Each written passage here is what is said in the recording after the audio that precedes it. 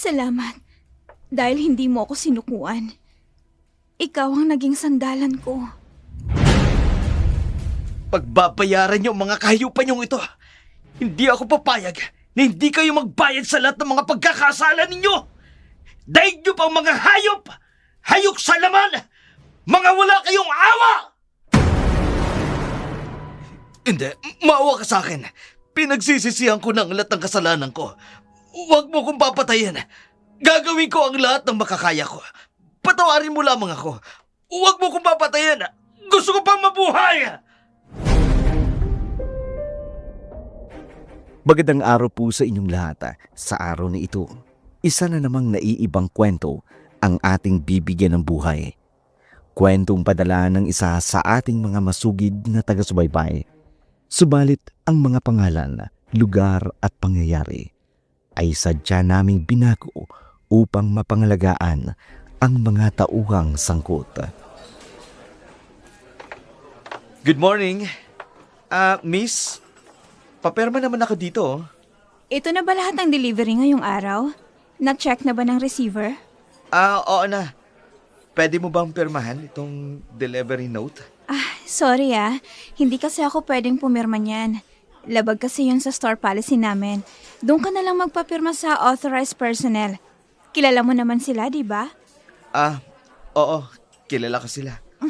Sige may customer na kasi ako eh. Sige. Ang ganda niya talaga.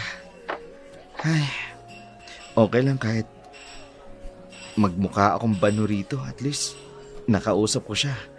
Kahit saglit lang. 580 po lahat, ma'am. May loyalty card po ba kayo? Wala eh. Ay, tinamaan na yata talaga ako ni Cupido. Cash payment po? Sige po. Hindi ako magsasawang pagmasdan ng maganda niyang mukha.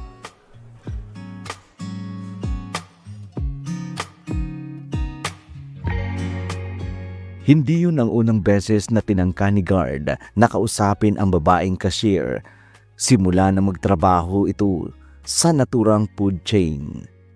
Marami nang humahanga sa taglay nitong ganda. Mula sa maamong muka at sa malambing na tinig, walang sinuman ang hindi naaakit sa babae.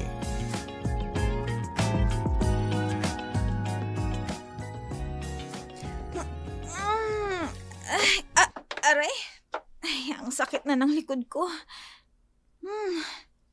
Ang daming tao ngayong araw. Gutom na ako. Hindi man lang ako nakapag-break kanina para mag-lunch. Miss, excuse me. Yes ma'am. Bakit po? Yung panyo mo nahulog. Ay naku, salamat ho. Hindi ko na po napansin. Pagod na po kasi ako eh. Inaantok na rin. Mukhang kakasaran nyo lang Opo.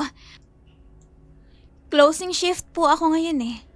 Gusto mo ba akong samahan? Kain tayo ng mami, tsaka street food. Naku ma'am, nakakahiya. Hindi niyo naman po ako kilala eh. Ano ka ba? Madalas akong bumili ng pancake with bacon at tsaka ng kape. Diyan sa pinagtatrabahuan mo kainan. Ako nga pala si SPO1 Jamil Torres. Ako naman po si Alona. Well, nice to meet you, Alona. Ano? Samahan mo na akong kumain ng mami. Sige po. Good. Tara na. Nahihiyang sumunod si Alona sa bagong kilalang babaeng pulis. Magaan naman ang loob niya dito, kaya hindi siya nag-alangan na sumama pa. Pagkarating nila sa tindahan ng street food, marami na kaagad ang umorder at nahihiya siya dahil wala naman talaga siyang budget na pangkain. 800 pesos lang kasi ang nasa wallet niya. Kasalukuyan niyang pinagkakasya hanggang sumapit ang petsa, ang 15 ng buwan. Ma'am, heto po bayad ko. Ha? Ano ka ba? Wag na.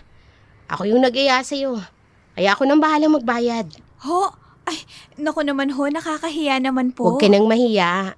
Minsan lang naman to eh. Kaya sige na, ako na. Sige ho. Salamat po ulit ha. Halika. Upo tayo dito. Sarap yung pagkain dito eh. Dito ako madalas kumain. Kapag ganitong panggabi ang duty ko. Isang beses pa lang po ako nakakain dito. Pangalawang beses po ngayon. Oh, ganun ba? Alam mo, nakalimutan kong itanong eh. Matagal ka na bang nagtatrabaho sa food chain na yun? Ilang buwan pa lang kasi ako naka-duty dito. Mag-iisang taon na rin po. Taga rito ka talaga? Ako kasi, Visayas ako eh. Dito lang ako na destino. Bisaya ka di ay, ma'am. Ay, unsa man na. May mga kamag-anak din po akong taga Bisaya. Talaga? Bisdak jud ni Desay. Piskat uy. Makakakita man po di ay ko Bisaya nga rin. Kaya nga lang po, hindi po ako ganun kagaling magsalita ng Bisaya eh. Konti lang. Ayos lang yun. At least, di ba? Hindi mo nakakalimutan yung lingwahe mo. Maulagi, ma'am. Pasensya ka na, Alona. Kailangan na ako sa station eh. Sige ho. Salamat po ulit dito sa pagkain na libre mo. Walang anuman. Masaya ako at sinamahan mo kung kumain dito. So, paano? Una na ako Ingat ka sa pag-uwi. Kayo rin ho, ma'am. Ingat sa duty. Hayaan mo. Kapag may libreng oras ako, labas ulit tayo. Oo naman po.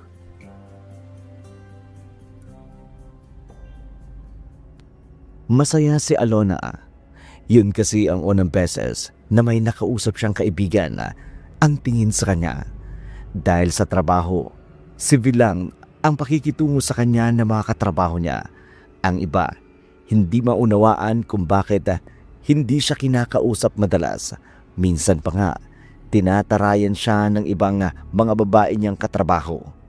Pagka-uwi niya sa kanyang maliit na boarding house, kaagad siyang nahiga at nakatulog.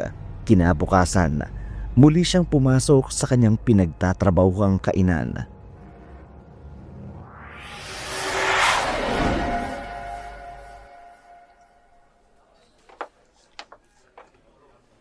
Good morning, miss. Pick up ko na po yung order under the name of Ma'am Clara Di Maano. Uy, delivery food rider ka na rin ngayon. Oo. Umalis na kasi ako as delivery driver. Ganun ho ba?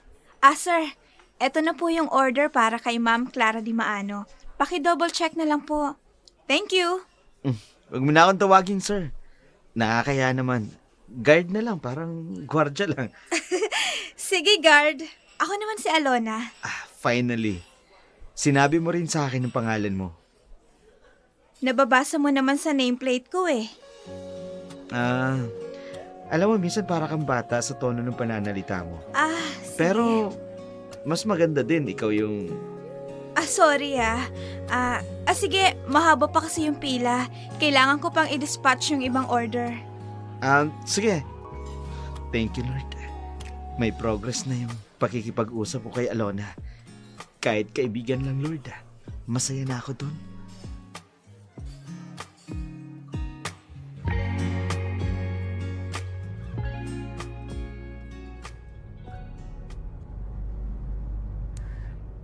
Nakangiting umalis sa naturang fast food si guard. Masaya siya dahil kahit papaano, nakausap niya ang babaeng matagal niya nang hinahangaan. Mabait kasi ang babae.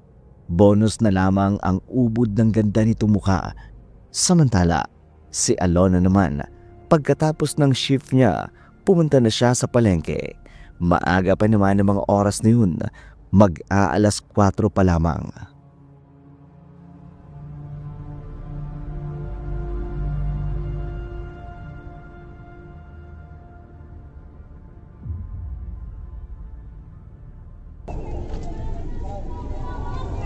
Hoy!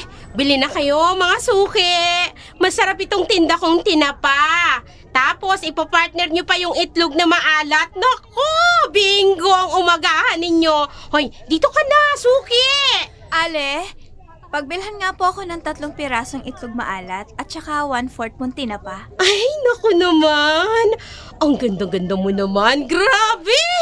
Dinaig mo pang artistang si Kim Domingo. Minus lang yung joga ba? Medyo maliit yung sayo eh. Ah, salamat ho. Ang ganda-ganda mo. Aba, minsan lang ako magandahan sa isang babae, ha? Pero ikaw, naku, sobra. Para kang labanos na bangos. Salamat po sa lahat ng papuri. Magkano po lahat ng Ay, babayaran naku, ko? libre ko na yan. Yung 3 maalat sa'yo, okay na yan. Bale, ano lang, 40 pesos na lang ang babayaran mo sa akin. Ho?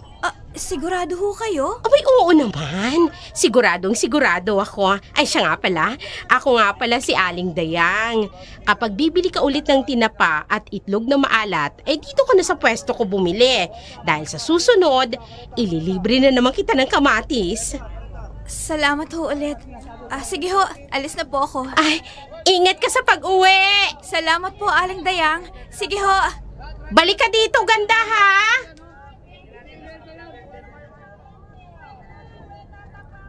Hindi na lamang kumibo si Alona at nagmamadaling umalis. Magiliw naman ang ginang pero hindi siya komportableng makipagkwentuhan sa mga oras na yun.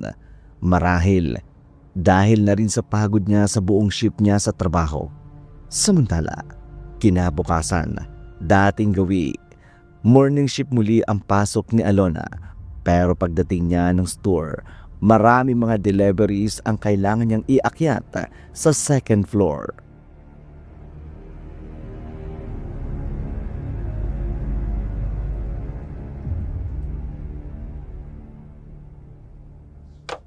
Alona, tulungan mo nga akong iakyat yung ibang boxes sa second floor sa storage room, oh. Sige ba? May 30 minuto pa naman ako bago magbukas. Oh, good. Salamat talaga, girl, ah.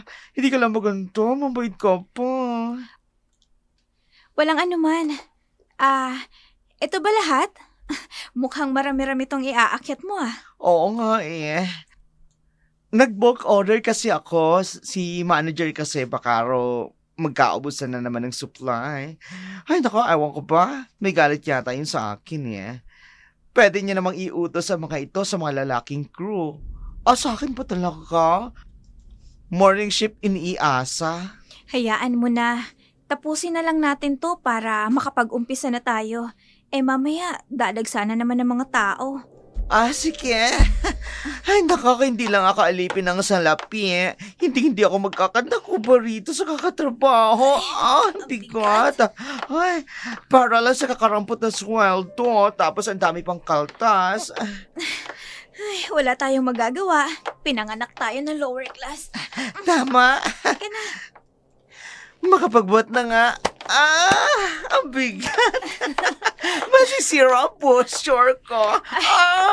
Mauna ka nang umakyat sa hagdan. Susunod ako sa'yo. Okay, Doki. Ang bigat. Ang Bubuhatin ko itong isang hirap. kahon. Ay, ang bigat. Kung hindi ba naman ito iaakyat, tsak na. Pagagalitan na naman kami ng manager mamaya. Alona, okay ka lang ba dyan? Carry mo? Oo, kayang-kaya ko to. Ako pa. Carry ha. Carry boot. Kaya lang, ang bigat Ay, dahan-dahan akong aakyat sa hagdanan. Ay, ano ba naman yan? Bakit kasi naglalagay ng hagdan pero matarik at makipot naman? Kailan ba kasi ipapaayos ng management itong second floor? Bulok na yung flooring at bubong. Ay, salamat. Nakaakyat din. Ay! Ano tunog yan? Ay! Lumilindol! Becca! Ha? Becca! Mukhang may natapakan tayong bulok na flooring. Mahina na yung pundasyon. Ay! Oh my God! Alona! Mahulog ka na isang bakal mula sa bubong! Hindi! Alona! Aray! Ang sakit! Alona! Becca! Tulong! Alona, sandali lang ha! Tatawag ako ng tulong!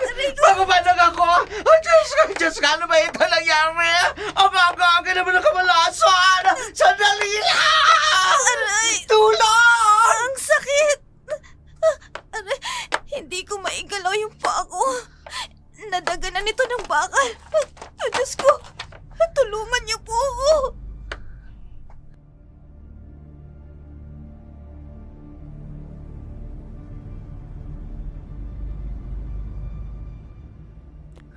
Kaagad na dumating ang mga taong tumutulong kay Alona. Dinala ang dalaga sa pinakamalapit na ospital. Walang malay itong dumating sa pagamutan. Sa kabilang dako naman, nang makatanggap ng order si guard, masaya siya dahil sa isip niya, makikita niyang muli si Alona. Pero laking pagtataka niya nang hindi ito makita sa counter. Sa halip, ibang cashier ang nagbigay sa kanya ng order niya. Kaya naman, pagkatapos ng trabaho niya, malungkot siyang umuwi sa kanyang inuupahang boarding house.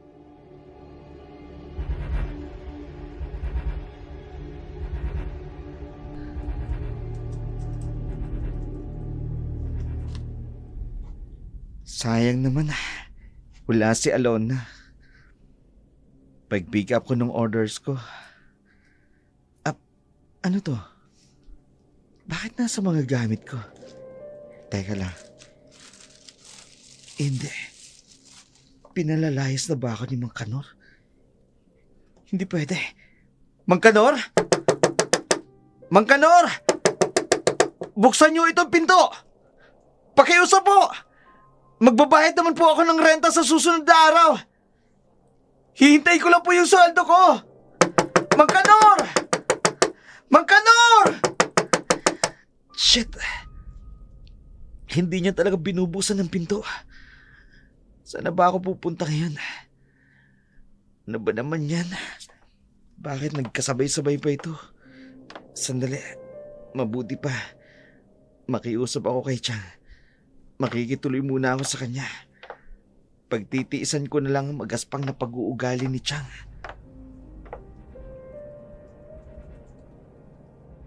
Dahil hindi na nakumbinsi ni guard ang may-ari ng boarding house na tinutuluyan niya, wala itong nagawa kundi pumunta at makiusap sa tiyahin nito upang makituloy muna. Magaspang ang ugali, sugarol, bungangera ang tiyahin niya, bagay na inaayawan niya, kaya mas pinili niyang mangupahan noon. Pero dahil nagipit at kinakailangan niyang magpadala sa kanyang inang na may sakit, na hindi niya nababayaran ang buwan ng upa niya, kaya ngayon nasa harapan siya ng kanyang tiyahin.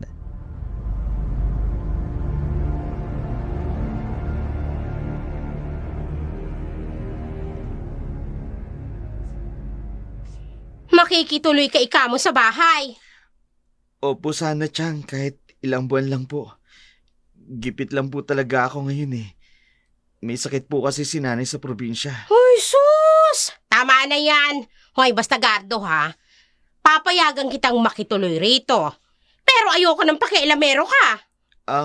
Opo, may trabaho naman po ako eh. Kaya hindi naman po ako maglalagi rito. Abay, mabuti. Para naman makapag-ambag ka kahit papano, hindi ba? Morning, darling. Aling nga ako sa maganda kong asawa. Narito ka na pala. Kanina pa kita inihintay. Saan ka na naman ba galing? Sinundo ko si Mayor eh. Mayor, pasok ko kayo. Ay, nako, Mayor! Magandang umaga po. Ano ka ba naman, Adong? Hindi mo malang sinabi na dadalaw pala si Mayor ngayon. Hindi pa naman ako nakapaglinis ng bahay. Ayos lamang yun, darling. Tuloy po kayo. Hindi naman ang kalinisan ng bahay niyo ang ipinunta ko. Ay, nako. Mayor. Oh, Mayor, dito na po tayo sa silid. Hali po kayo dito. Chang, anong gagawin ni Mayor Villafuente dito? Hoy, Gato. Huwag kang pala tanong. Kung gusto mong patuloyin kita rito sa bahay, matuto kang huwag magtanong. Pero Chang... Tumahimik ka na. Sinabi nang huwag ka na magtanong eh. Dalhin mo na yung mga gamit mo sa bodega. Doon ka tutuloy. Total, malaki naman yun. Linisin mo na nga lang. Sige ho. Pagkatapos mo palang maglinis doon sa bodega, abay magluto ka na ng tanghalian. Dahil lang tiyong Adong mo, kakain niya ng pananghalian niya. At ako, aalis na muna ako. Pupunta ako ng sugalan. Hindi po kayo magtitinda sa palengke? Abay hindi. Tumigil na ako sa pagtitinda sa palengke. Medyo Umaasenso na kasi kami ng tiyong Adong mo. O kaya sige na ha, diyan ka na, yung mga piling ko!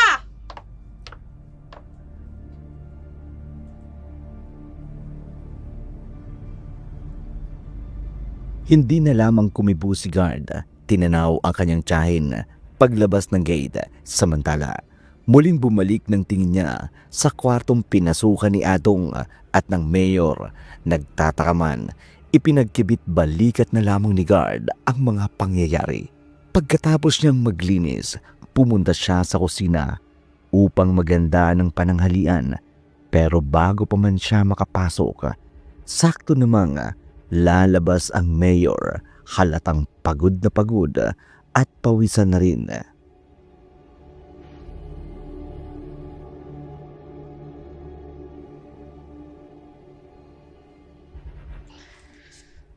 Oh, ang sarap sa pakiramdam. Grabe, nakakapanglambot. Oh, Mayor, sabi ko naman sa inyo, di ba? Hindi kayo lugi sa ipinatikim ko sa inyo. O, paano ato? Sa susunod uli, ha? Heto nga pala. Buena mano mo. Ang laki naman ito, Mayor. Mukhang kikinang na naman ang mga mata ni Dayang nito mamaya. May kasunod pa yan. Paano? Alis na ako. Sige, Mayor. Hasta la vista. Adios. Oh, sarap-sarap. Teka, bakit inabutan ng pera ni Mayor si Mang Adong? Bakit parang pagod na pagod siya? Anong meron sa silid na nilabasan niya? Nakapagtataka naman ng pamilya ng tiyahin ko. Mayor pa talaga ng bayang ito ang dumadayo? Hoy! Ikaw! Sino ka nga uli? Mang Adong, pamangkin po ako ni Tia Dayang. Nakapunta na po ako rito ng ilang beses. Oh, tama. Ikaw nga yung probinsyanong pamangkin na delivery rider, di ba?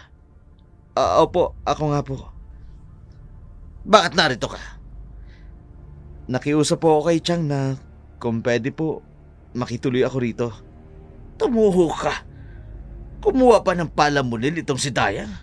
Panyemas naman no. Magiging kahati ka pa namin sa konsumo.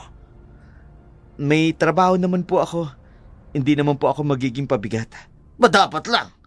Dahil hindi ako papayag na magpalamon ako sa iyong gago ka. Sama naman ng ugali nito. Kung hindi lang ako nakikisama, ang sarap begwasan eh. Oh, bakit ganyan ka makatingin?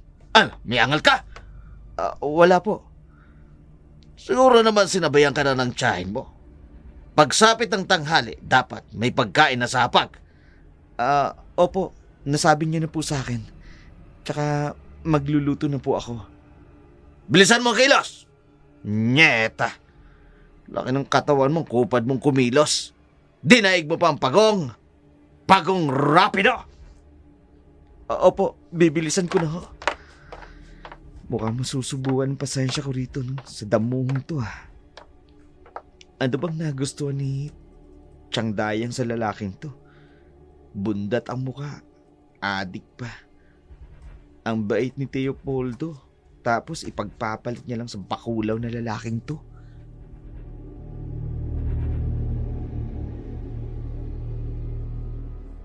Matapos magluto ni guard, kaagad niyang tinawag ang asawa o madaling sabihing kabit ng kanyang tiyahin.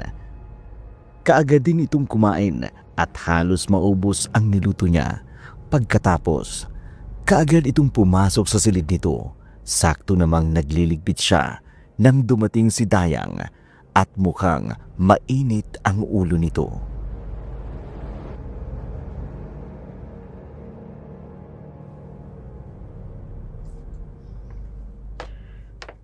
Gado! Oh, nasan si Adong? Pumasok po sa silid ninyo. Katatapos niya lang din pong kumain. Ay, leche talaga, oo. Natalo na naman ako sa sugal. Kung kailangan ko ng pera. Teka, umalis na ba si Mayor? Kanina pa po. Ay, mabuti naman. O ay, sige na. Pupuntahan ko lang si Adong. Chang, pwede po ba magtanong? Tungkol saan? Ano pong ginagawa ni Mayor dito sa bahay niyo? Ano pong ginagawa niya sa silid na pinasukan niya kanina? Aba, Gardo! Nakalimutan mo na ba ang pinag-usapan natin kanina? Ang sabi ko sa'yo, huwag kang mangingialam. At ito rin ang isa sa tatandaan mo. Kahit anong mangyari, huwag kang papasok sa silid na yan. Naintindihan mo? Chang, bakit naman po ipagpapalit mo si Chupoldo sa mukhang adik na yun? Hoy! Alin ba sa sinabi kong hindi makialam at hindi mo naiintindihan, Gardo? Kung gusto mong manirahan dito sa akin, aba sumunod ka sa lahat ng sinasabi ko sa'yo. Sige ho. Mabuti, dahil ayoko ng pakialamero. Kung hindi lang kita pamangkin ako, noong ka kitang patitirahin dito sa bahay ko. Pasensya na po, Chang. Hayaan niyo po kapag nakaipon ako. Makakahanap ka agad ako ng maupahan. Ay, puro na naman kuda. O sige na, iligpit mo na yung pinagkainan ni Adong.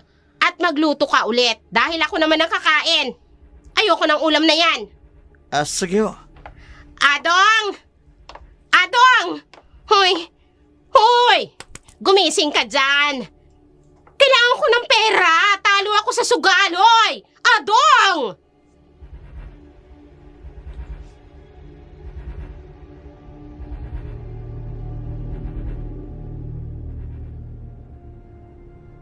Napahinga na lamang ng malalim si Guard bago pinagmasdan ang kalat sa mesang kaninang pinagkainan ni Atong. Alam ni Guard na may kapangitan talaga ang ugali ng kanyang tiyahin. Iba-iba sa ugali ng kanyang nanay na mabait. Inumpisa ni Guard ang pagliligpit at paghahanda ng pagkain para sa kanyang tiyahin. Kinagabihan, hindi makatulog si Guard, lalo na nang may marinig siyang pagbukas ng pinto mula sa silid ng kanyang tiyahin. Nakita niya si Adong pumasok sa ipinagbabawal na silid ng kanyang tiyahin.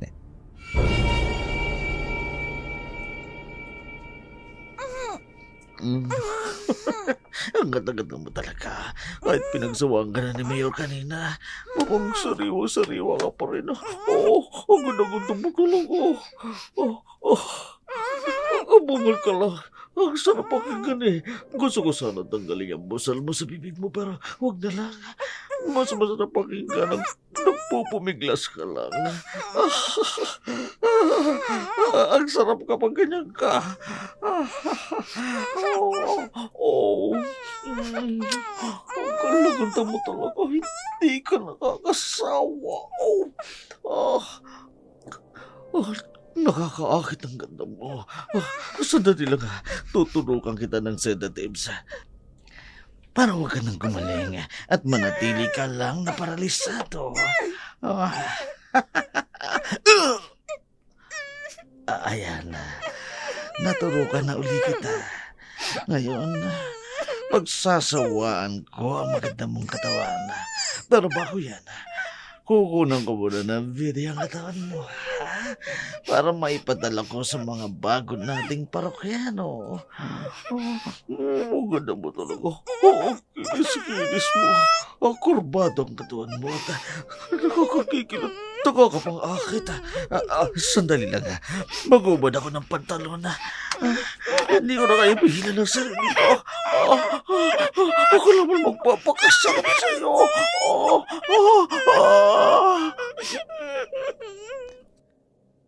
Halos 2 oras na natili si Adong sa naturang silid. Bagay na lalong nagpalaki ng pagdududa ni Guard. Balak niya sanang alamin kung ano ang meron sa silid na yun. Pero nakita niyang lumabas si Dayang sa silid nito. Kaya naudlot ang binabalak ni Guard. Kinabukasan, may pasok sa trabaho si Guard. Pagkatanggap niya ng booking ng order, kaagad siyang nagtungo sa food chain upang i-pick up ang order niya. Lihim ang sayang nararamdaman ni Guard sa isiping makikita niya si Alona. Pero nalungkot siya nang iba ang dating niyang nasa counter.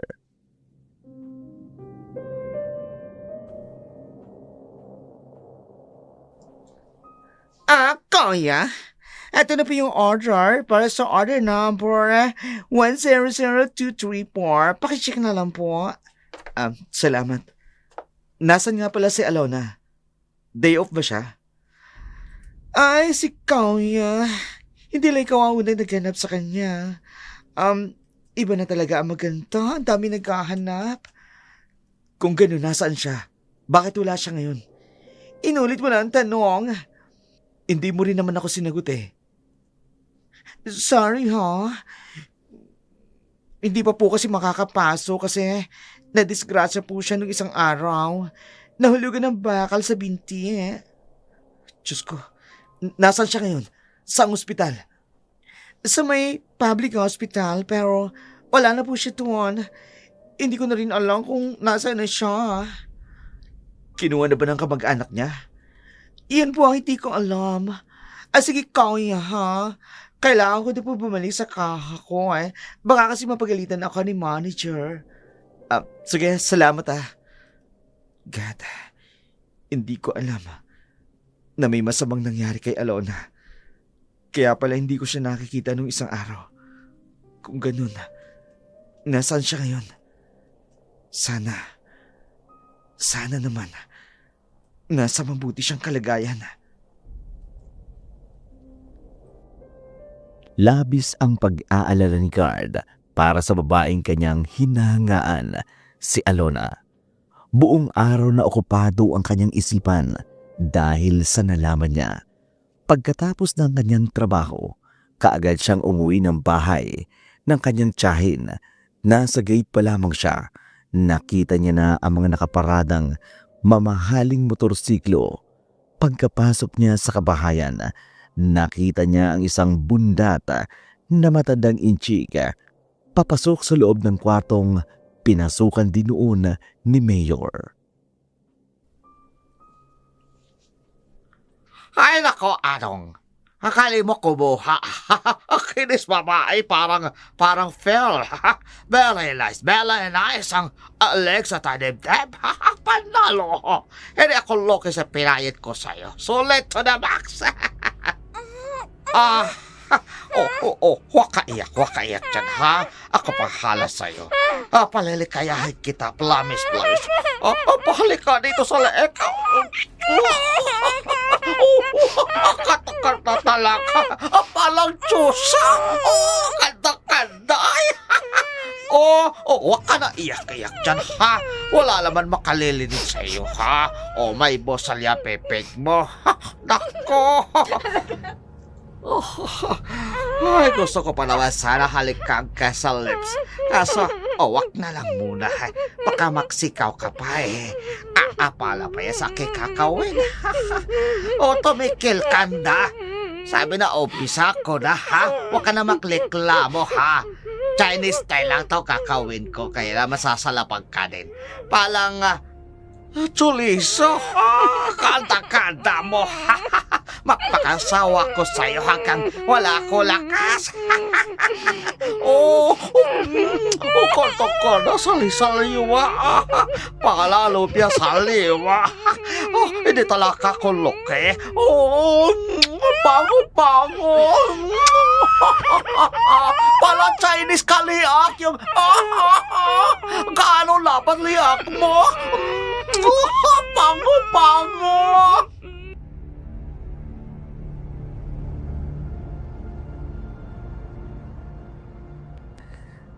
Labis ang pagtataka ni Guard dahil sa mga ikinikilos ni Adong at sa mga maimpluwensyang taong pumupunta sa bahay ng kanyang tiyahin. Dumiretso sa kwartong yun. Maya-maya pa'y lumabas na ang bundat na matandang Chinese. Laking pagtataka ni Guard nang makita itong kasalukuyang nag-aayos ng polo shirt nito. Pawisan rin ito at tila galing sa mahabang lakaran.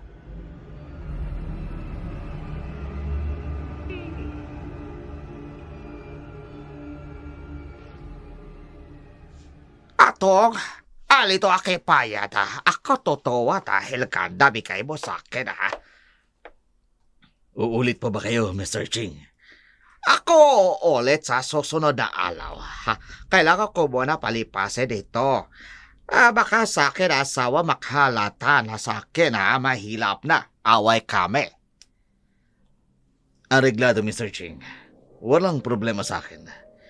Isang tawag nyo lang, ihanda ko na ang bibingka ninyo. Ako believe sa'yo, Adong, ha? Saan mo nakuha yun, ha? Tayo pa, artista, kanda kinis, ha? Kanda-kanda talaga. Ano kayang pinag-uusapan nila? Hindi naman ako makalapit dahil naririyan si Chang sa may salas. Ito kay bono sa'yo, Adong, ha? Kulipot ako, pero dahil nasa lapan talaga ako pepekay Olipela, ha? Hulog kayo ng langit, Mr. Ching. Maraming salamat dito sa panibagong kusyeng na bigay ninyo. Ako alis na, ha? Kailangan ko na makauwi bago pa ako sogolin ni Mrs. Sige, Mr. Ching. Ingat ho kayo. Siya ni Hao Shi, Chiadong. Kung kailan naman malapit na sa akin tong bundat na Chinese na to. Saka pa nagsalita ng Mandarin. O ikaw, halika nga dito. Bakit po?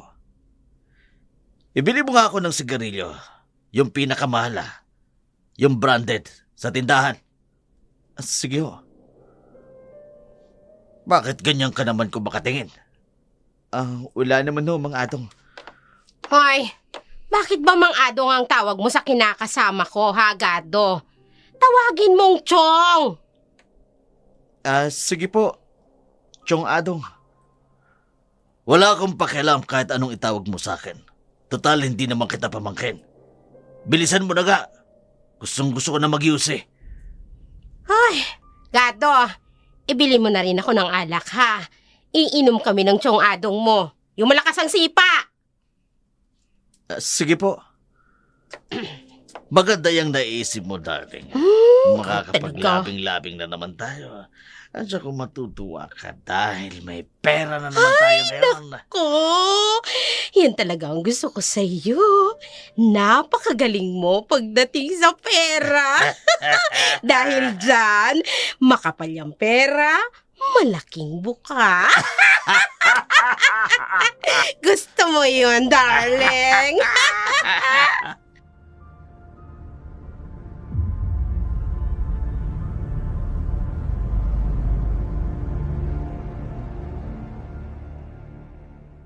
Nandidiring tiningnan ni Guard ang kanyang tiyahin na nakalingki sa mukhang adik na si Adong.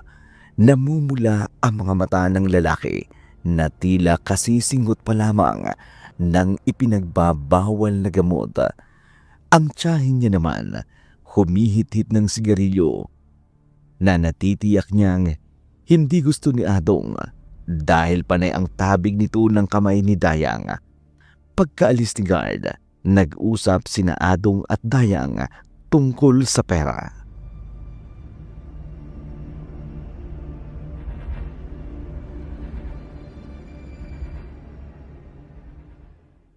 Oh, ilan ang kinita mo ngayon? 50,000. Ang laki, di ba? May bonus pa ito. Ang laki nga, Adong! Yayaman na tayo! Ang sarap pala ng ganitong negosyo. Abay, kung alam ko lang, di nun pa natin to ginawa. Ikaw naman kasi, wala kang bilib sa akin. Teka, kinunan ko nga pala sila ng video. Pwede natin itong pagkakitaan. Ay, talaga ba? Paano naman? Ano pa? Di ibebenta ko sa mga manyak na foreigner. Tsak na pagpepiyasa nito. Limpak-limpak na salapi ito, Dayang. Di kung ganon, kailangan natin ng maraming supply ng sedative na yan. Huwag kang mag-alala. Ako nang bahala dyan. Marami akong koneksyon sa mga adik. At ikaw, asikasuin mo yung pamangkin mo. Hindi maganda ang kutob ko dyan. Mukhang mananakmal yan. Aba, nako. Subukan niya lang suwagin tayo. Sa lansangan siya pupulutin. Yan ang gusto ko sa'yo. Kahit ka mag-anak mo, hindi mo hinahayaang salingin ka. Kapag pera na ang usapan, Adong, abay wala nang kamakamag-anak sa akin. Yan ang nagugusto ko. Ikaw talaga? Kaya nga mas na mas tayo. Ay, naku, sinabi Pareho mo pa. tayong mukhang pera.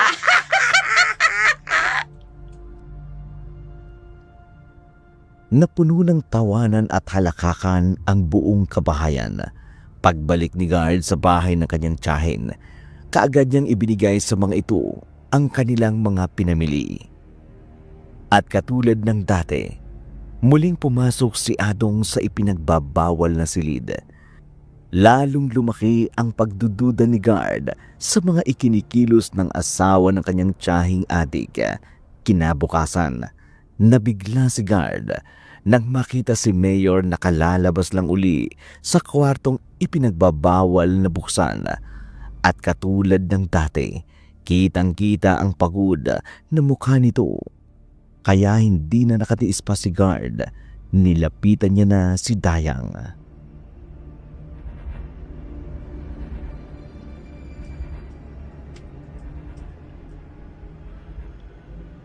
Tiyang Dayang, Ano na naman, Gado? Aga-aga? bakit po galing na naman dito si Mayor Villapuente? Ano bang rason? Bakit palagi siyang nandito sa bahay niyo? Ano ka ba naman, Gado? Di ba sinabi ko na sa'yo? Huwag kang pala tanong, o tingnan mo. Umuubo ka pa dyan! Malikabok po kasi. Maglinis ka kasi! Tiyang, nagtataka lang ho ako. Masama po bang magtanong? Abay, oo. Masama. Dahil ang kulit-kulit mo na. Hindi ka ba marunong makaintindi, ha? Ikaw, ha? Kapag hindi ka tumigil, palalayasin kita dito sa bahay ko. Tiyang naman, wala naman po ako masamang intensyon. Gusto ko lang naman po na malaman kung anong ginagawa dito Wala ni na Mayor. nga sabing maraming tanong. Pwede ba? Kung wala kang trabaho, di maglinis ka ng buong bahay para hindi maalikabok. Kung may trabaho ka naman, ay umalis ka na. Masakit na ang ulo ko, Gado. Ayoko na nang kinukulit ako. Kita ni Guard ang pagkairita ni Dayang, kaya naman wala nang nagawa kundi ang umalis saglit. Pero nilamon na talaga siya ng pagdududa kung ano ang ginagawa ni Mayor sa bahay ng kanyang tiyahin. Gayong isang ordinaryong tao lang naman ang tiyahin na nakatira pa sa isang squatter area. Kaya naman nakapagtatakang binibisita ito ng isang politikong katulad ni Mayor Villapuente.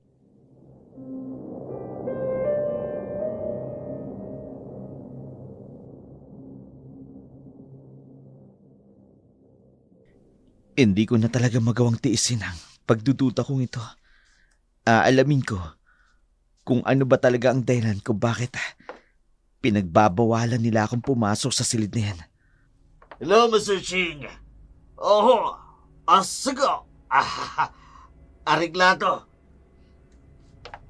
Ayun, lumabas na ang adik na si Mang Atong.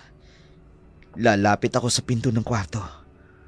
Bubuksan ko ito para malaman ko kung ano talagang nasa loob niyan. Eto ang doorknob. Susubukan kong buksan. Sana lang hindi nakalaka. Bumukas. Ayos. Mabuti na lang nakalimutang isara ni Mang Atong. Ngayon, papasok ako sa loob. Mr. Ching. Huwag po kayong mag-alala. Sa inyo po siya buong gabi. May kausap pa rin siya sa cellphone niya. Sasamantaling ko pagkakataong ito. Narito na ako sa loob. At ano? Diyos ko, may isang babae sa kama. Parang walang malay. Teka, kilala ko ang babaeng yan. Si Alona. Bakit siya nandito? Anong ginagawa mo dito? Mang Atong? Anong ginagawa mo dito? Gago ka! Bakit po nandito si Alona? Bakit po siya nakaratay sa kama na yan? Umalis ka dito ngayon din! Ano nangyayari dito? Gado! Bakit narito ka sa loob ng kwartong to? Yan din ang tanong ko sa kanya. Kung bakit siya narito. Nalingat lamang ako saglit, pumasok na siya rito. Hindi ba't pinagsabihan mo siya, Dayang? Pinagsabihan ko na siya! Chang, anong ibig sabihin nito? Bakit narito sa silid na ito si Alona? Halika nga muna rito! Sa labas tayo mag-usap! Halika! Chang, ano ba? Sagutin yung tanong ko. Bakit nasa kwarto na yun si Alona? Anak siya ng kaibigan kong nasa ibang bansa. Pinapaalagaan sa amin ng tiyong-adong mo. Kaya narito sa pangangalaga namin. Kung ganun, bakit 2 beses nang pumupunta dito sa silid na yan si Mayor? At yung bundat na Chinese na yun? Eh kasi nga tumutulong si Mayor Fuente sa gastusin ni Alona sa gamot. Scholar niya kasi yan. Si Mr. Chig naman, abay nag-aabot din ng tulong dahil nagtatrabaho sa tindahan niya si Alona. Bakit niyo ko pinagbabawalan na pumasok sa kwarto na yan dati? Ay bakit ba ang dami mong tanong? Malamang pagbabawalan kita dahil lalaki ka at babaeng nasa loob ng silid na yan. Kailan pa dito si Alona, Chang? Eh di nung 1 linggo pa. Kaya pwede ba ha, Agado? Huwag ka nang magtanong na magtanong. At isa pa ha, huling beses na papasok ka sa kwarto ni Alona. Baka mamaya, malaman pa ng mga magulang niya, di magalit pa yun sa akin. Pero, Chang... Tahimik! Sumasakit ang ulo ko sa'yo! Pwede ba? Itiko mo yung bibig mo!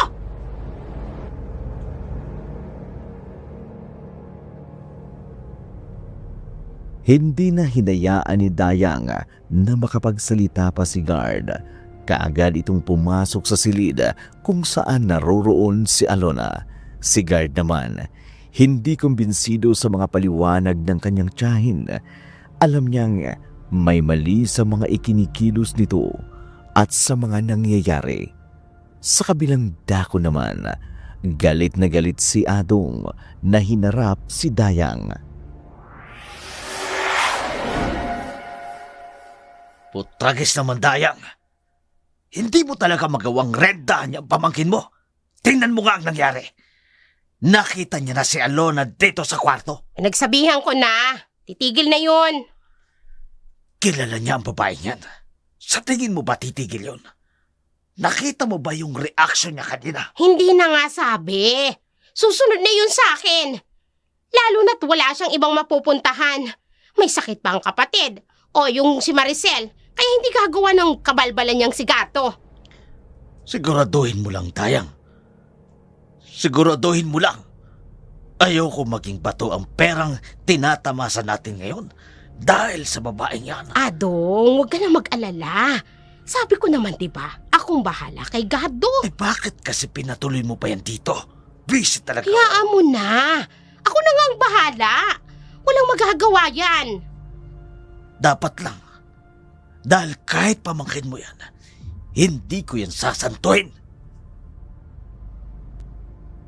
Nang mga sandaling yun, galit na galit si Adong habang pilit naman itong pinapakalma ni Dayang. Samantalang si Guard naman, hindi hinayaan ni Dayang na muling makalapit pa sa kwartong kinaroroonan ni Alona. Sumapit ang gabi. Lihim na nagmasid si Gardo sa isang silid. Kita sa gawin niya ang salas. Mga 8:00 ng gabi, may dumating na 3 lalaking kausap ng adik na si Adong. Maya-maya pa'y pumasok ang mga ito sa silid ni Alona.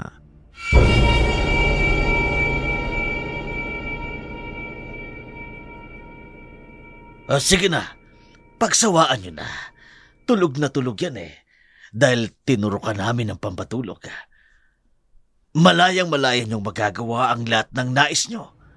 Basta ang bayad nyo, ibigay nyo kagad sa akin, ha? Dagdag bayad na rin kapag kinunan nyo ng video ang, alam nyo na, ang happy-happy nyo. Ayun na, lumabas na ang 3 lalaki mula sa kwarto ni Alona. Bakit ang tagal nila sa loob? Anong ginagawa nila? Maraming salamat dito. Salamat talaga. Bakit may inabot na pera kay Mang Adong? Anong dahilan? At nagbibigay sila ng pera sa adik na yun. Ngayon, umalis na sila. Lalapitan ko siya. Dayang! Darling! Gising ka pa ba? Mang Adong, sandali lang ho. Oh, ikaw pala, guard. Bakit gising ka pa? Anong kailangan mo? Sino yung 3 lalaki na yun? At anong ginagawa nila sa kwarto ni Alona? Bakit ang tagal nila sa loob? Mga yun, doktor yun, tsaka nurse. Tiningnan ang lagay ni Alona. Doktor tsaka nurses? Oo, bakit? Bakit inabutan kayo ng pera? Hindi ba dapat kayo nag-aabot ng pera sa kanila? Bakit ba ang dami mong tanong, ha? Mas marunong ka pa sa akin? Nakakapagduda lang ho kasi ang sinasabi niyong doktor at nurse yun. Pero ang tagal nila sa loob ng kwarto. Tapos, inabutan ka pa ng pera. Alam mo ikaw, nagtitimpi lamang ako sa'yo sa pagiging pakialamero mo, ha? Pasalamat ka. Medyo ginagalang ko ang tiyahin mo. Dahil kung hindi, matagal ng basag yung mukha mo. Ungas ka. Subukan niyo lang. Pinagbabantaan mo ako, ha? Kakantayin mo talaga ako! Kapag napatunayan ko na may mali kayong ginagawa, kakantiin talaga kita. Abat! Matapang ka bata ka, ha? Pero ito ang tatandaan mo. Wala kang binatbat sa akin. Hindi mo alam kung anong kaya kong gawin. Kapag hindi ka tumigil, ako mismo ang magpapalaya sa'yo. Talaga? Oh! Hindi ako mangingiming palayasin ka. At yung tiyahin mo, wala yung magagawa. Dahil ako ang inaasahan niyan. Hindi na yan babalik sa tiyong poldo mo. Kaya takot ding bumalik sa pusali yung tiyahin mo. Hayop ka! Pag hindi ka tumigil, ipakikita ko talaga sa'yo ang sungay ko. Kaya kung ako sa'yo, Utoy, manahimik ka na lang. Huwag ka nang mangingialam. Dahil pag ako napuno sa'yo, ha? Sa kangkungan ka talaga pupulutin. Tumabi ka nga dyan, dinti ka. Haharang-harang ka sa daraan ako.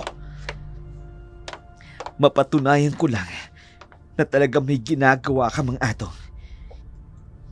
Hihimas ka talaga ng malamig na bakal.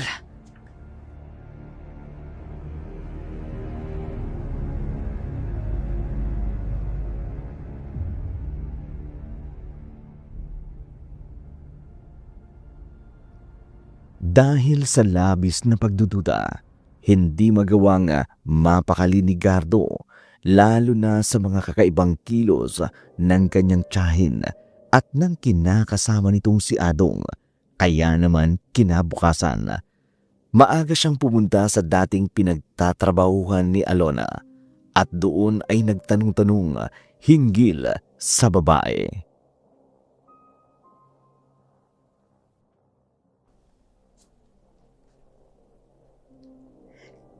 Good morning, Kaya. Gusto mo ako makiausap? Oo, sana eh. May itatanong lang sana ako sa'yo, Becca. Sure. Tuloy. Magkatabi ba tayo sa upuan? Saan mo ba ako kakausapin, Kaya? Tungkol saan? Tungkol kay Alona. Si Alona? Oo. Sabi kasi ng ibang crew, ikaw daw yung mismong kaklose niya dito. Oo. Medyo nagkakausap nga kami ni Alona. Mabuti kung ganun. Gusto ko sanang itanong sa'yo kung may alam ka tungkol sa family background niya. Kung taga-saan talaga siya. Mga ganun. Ang pagkakaalam ko taga-parting Bisaya siya. Pero hindi ko sure ang eksaktong lugar kung saan. May mga magulang ba siya na nasa ibang bansa? Ibang bansa? Oo. Nakakaya. Hindi ko sure. Parang wala namang kaya. Sigurado ka? Oo. Kaya nga nagpapakahirap siya magtrabaho kasi wala naman ibang sumusuporta sa kanya. Diyos ko, kung ganun, posible nagsisinungaling si Tiyadayang. Bakit, Kuya? May alam ka ba kung nasaan ngayon si Alona? Sinusubukan ko kasi siyang kontakin. Para di ko malaman, wala kasing sinasagot eh. Salamat sa oras mo, Becca. Walang anuman, basta ikaw kaya. Anytime, anywhere. Sige. Kailangan ko na umuwi. Salamat uli ha. No problem. Gusto mo? Daan ka ulit dito next time ha. Libre kita. Coke float. Kahit wag na. Salamat na lang. Ay, matino ko. Ang pogi niya talaga. Kaya lang kala ko liligawan na ako. Naguguluhang umalis sa fast food chain si Guard. Hindi niya alam kung ano ang dapat niyang isipin. Pero sa totoo lang ng mga sandaling yun, ay masama pa ang mga naiisip niya tungkol sa kanyang tiyahin at sa kinakasama nitong adik. Ilang sandaling nakatulala na lamang si Guard sa harapan ng kanyang motor bago nagpa siyang pumunta sa sinasabi ng tindahan ni Mr. Ching. Nasabi ng tiyahing pinagtatrabuhan din daw ito noon ni Alona. Samantala, sa bahay naman ni Dayang, naroroong muli si Mayor Villafuente.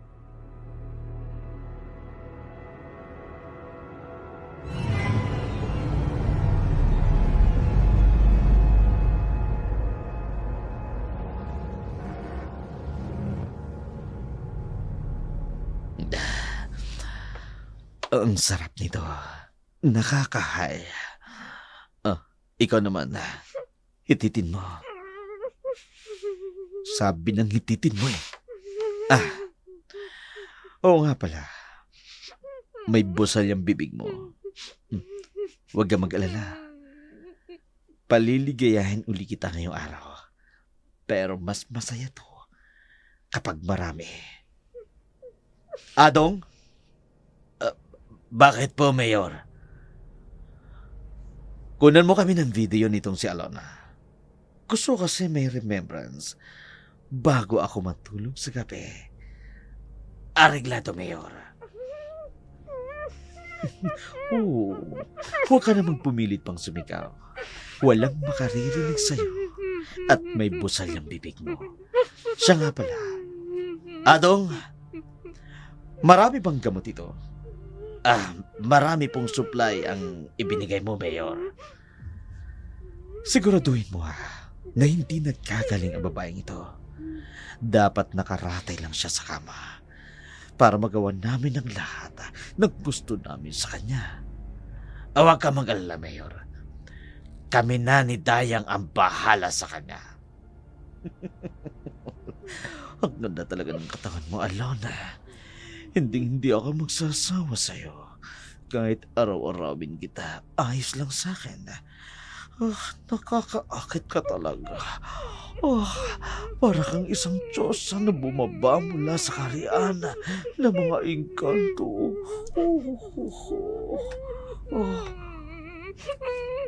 Pwesto na kayo, Mayor.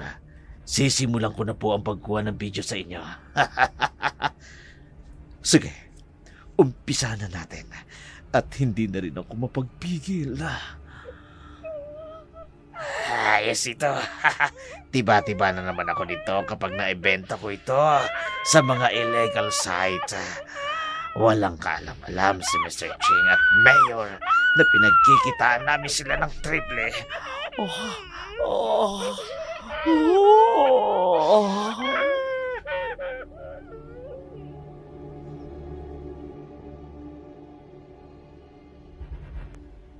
Walang awang ginahasa ni Mayor si Alona. Walang magawa ang dalaga dahil hindi nito maigalaw ang katawan dahil sa mga gamot na itinurok dito ni Adong at Dayang.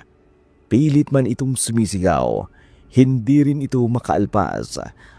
Ang boses nito ay nakabusal din pagkatapos ni Mayor na gawing parausan si Alona. Kaagad nitong inabutan ng pera si Adong.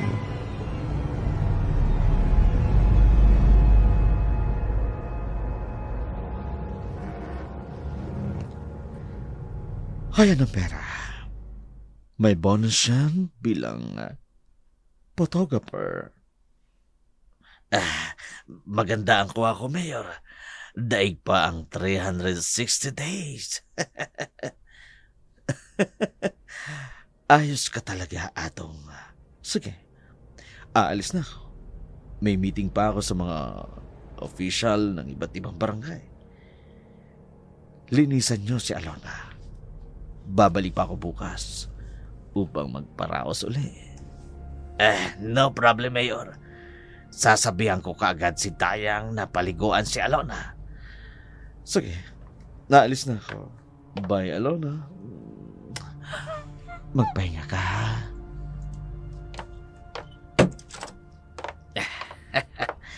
Alona, wala na si Mayor, kaya ako naman. Huwag ka umiyak. Wala rin namang magagawa eh. Hindi ka makakagalaw dyan dahil sa mga gamot na itinurok namin sa'yo. Hindi ka na rin makasisikaw. Kahit pa pinagpapasapasahan ka na, para hindi ka pa rin nalalanta. Iba talaga ang lindog mo. Hindi nakakapanawa. Simulan na natin. Nag-iinit pa kasi ako eh. Habang nagpapakasasa sa'yo si Mayor kanina. At baka yan. Titingnan ko muna ang camera. Smile, Alona. Smile. Bango-bango mo talaga. Pagsasawaan kita ngayon. Ako naman nagpaparaw sa'yo.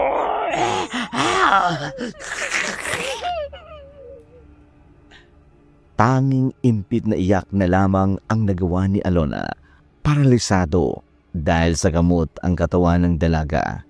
Kaya kahit anong kahiyupan at kalaswaan ang gawin sa katawan niya, wala na siyang laban.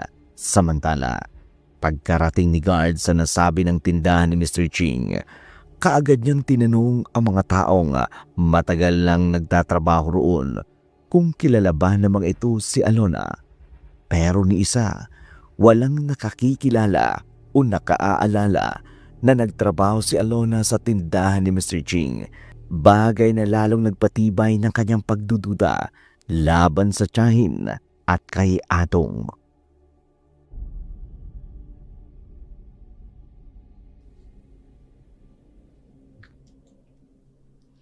Oh, ano, kumusta? Malaki ba ulit ang ibinayad sa'yo ni Mayor? Oo naman.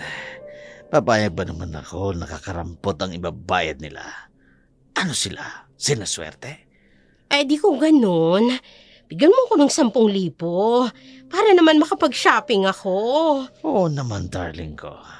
Pero bago ka mag-shopping, paliguan mo muna yung si Alona. Ang langkit eh. Kailangan malinis yan dahil babalik daw yun si Mayor. Oy, sige. Paliliguan ko yan bago ako umalis. Nasa na nga pala yung pamangkin mong osyosero? Hayaan mo na yun si Gado. Sabi ko naman sa'yo eh. Hindi mo na kailangan problemahin pa yun. Sabi mo eh. O ayan, Ay, naku naman. 10,000. Si Kit nangangatinaw kamay ko. Magpakasasa ka dyan Basta, bago ka umalis, siguraduhin mong areglado na si Alona. Salamat, darling. Ako nang bahala kay Alona. Pupuntahan ko na siya ngayon din at paliliguan ko. Sige. Alis na muna ako. Pupunta ako sa party. Inom ako doon. Hoy, huwag ka man babae doon. Huwag ka na magselos. Di ako mambababae. Hoy, subukan mo lang, Adong. Ha? Hinahayaan na nga kita magpakasasa sa katawan ni Alona. Hindi nga. Huwag kang mag-alala. Iinom lang ako sa kabaret. Inom lang, ha? Umalis si Adong ng bahay. Naiwan man si Dayang. Kasalukuyan niyang binibihisan si Alona at pagkatapos tinuturukan ito ng pampatulog. Sakto namang paglabas niya ay bumungad sa kanya ang kanyang pamangking si Guard.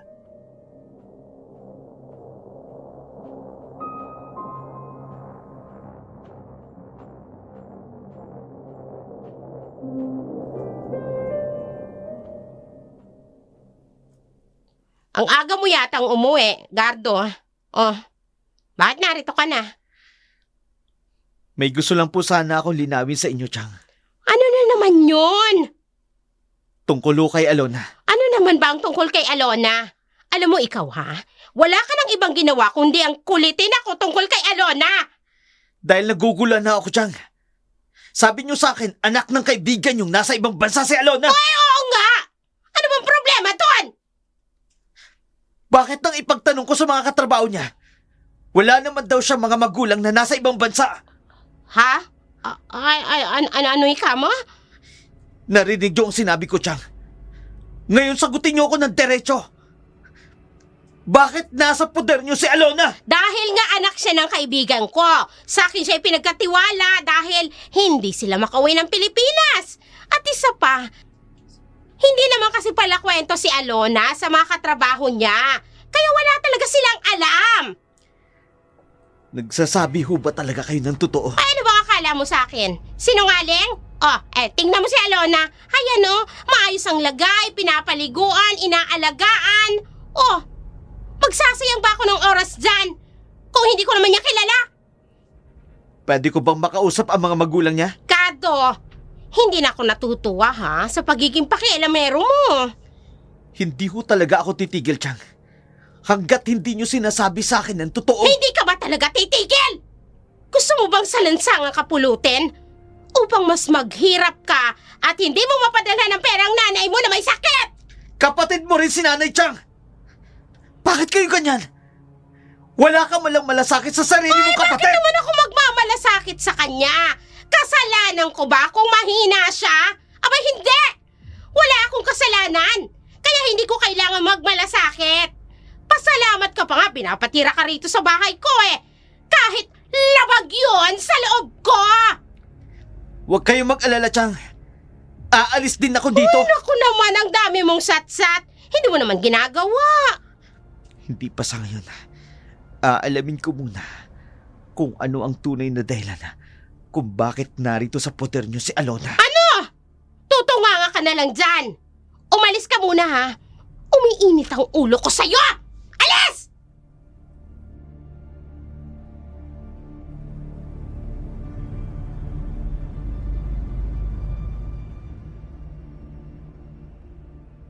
Masama ang loob na umalis si Guard sa bahay ng kanyang tiyahin, pero hindi siya tuluyang umalis. Nagmasid muna siya sa paligid. Hinintay na makaalis si Dayang. Maya-maya pa'y nakita niya ang motorsiklo ni Mr. Ching. Angkas nito si Adong na halatang may tama ng alaka dahil pasuray-suray ito sa paglalakad. Kaagad na sumunod ng palihim si Guard sa dalawa.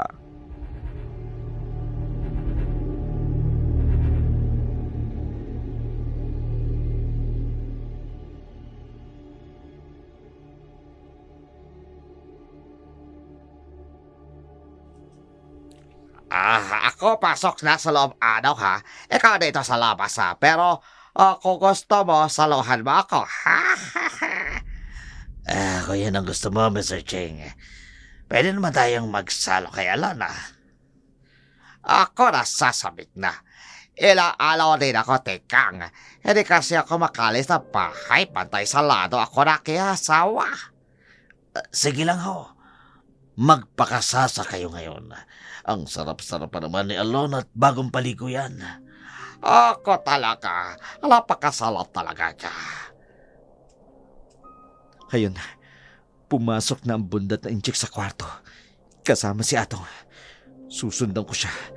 Magtatago lamang ako sa gilid ng pinto. Ay, kanta-kanta talaga, Alona. Nakakahayo katawan mo, Alona. Walang iya. Hinuhubaran niya si Alona. At kinukunan pa nila ng video. Sinasabi ko na nga ba, may ginagawa silang kababalaghan kay Alona. Kinis talaga. Hayop kayo. Bitiwan niyo siya! Walang hiya, sino ka? Bakit ka nalito?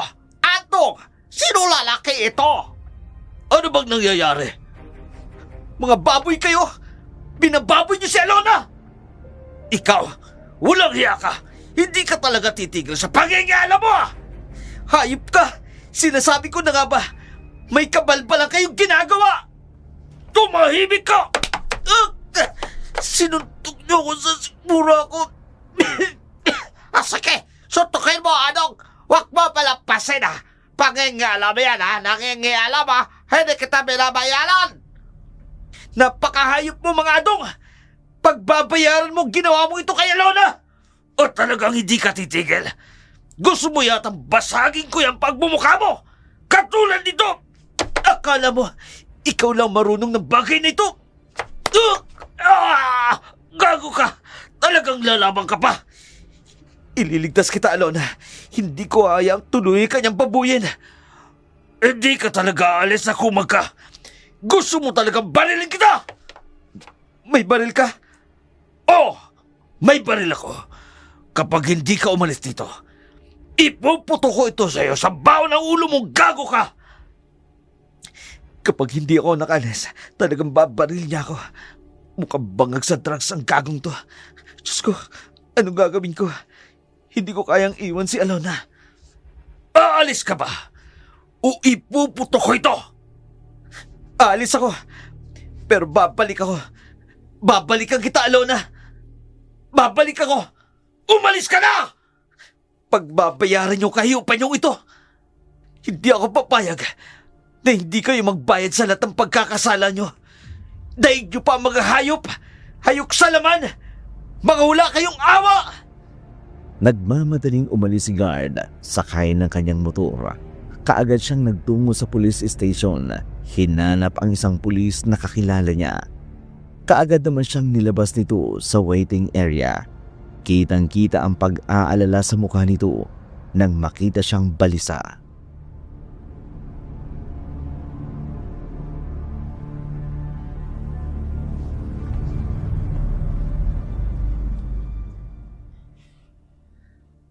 Guardo, anong nangyari at napasugod ka dito? Jamil, mabuti naman naka-duty ka ngayon. Kailangan ko ng tulong mo. Tungkol naman saan? Tungkol sa isang babaeng kilala ko. Sige ba, sabihin mo sa akin ang buong pangalan niya. Kung anong nangyari sa kanya. Hindi ko alam kung anong buong pangalan niya. Pero nagtatrabaho siya dati sa food chain. Malapit dito sa station niyo. Maganda, matangkad. Maputi na babae. Si Alona Del Mayor? Kilala mo siya? Oo, nakausap ko na siya dati. Pero bigla na lang daw siyang nawala matapos madisgrasya sa pinagtatrabahuhan na food chain. Ako ang may hawak ng kaso niya eh. Kaso? Oo, may nag-blatter na nawawala siya. Kamag-anak niya. Mga magulang niya ba? Hindi, malapit na kamag-anak lang. Ang sabi daw sa kanila ng ospital, may tao raw na nag-claim na kakilala nila si Alona. Alam ko kung nasaan siya, Jamil. Nasaan siya kung ganun? Nasa bahay siya ng tiyahin ko. Pinubugaw siya ng bagong kinakasama ng tiyahin ko sa mayamang negosyante at kay Mayor Villafuente. Diyos ko, kung ganun, puntahan na natin siya. Kailangan matulungan natin si Alona. Sige, sasamahan kita. Hindi ko siya nailigtas kanina dahil tinutukan ako ng baril ng hayop na si Mang Adong. Huwag na tayo magsayang ng oras. Tayo na. Sige, tayo na, Jamil.